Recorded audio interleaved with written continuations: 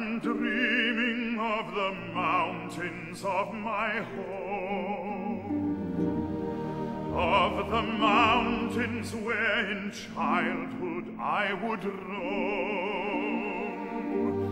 I have dwelt 'neath southern skies where the summer never dies, but my heart is in the mountains of my home.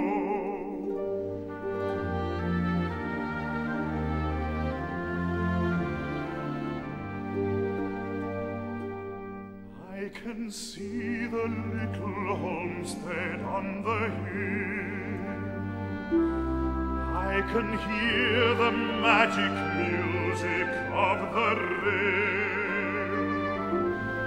There is nothing to compare with the love that once was there in that lonely little homestead on the hill.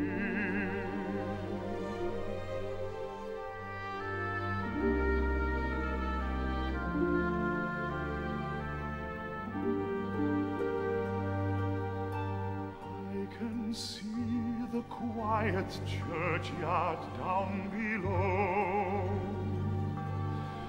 where the mountain breezes wander to and fro. And when the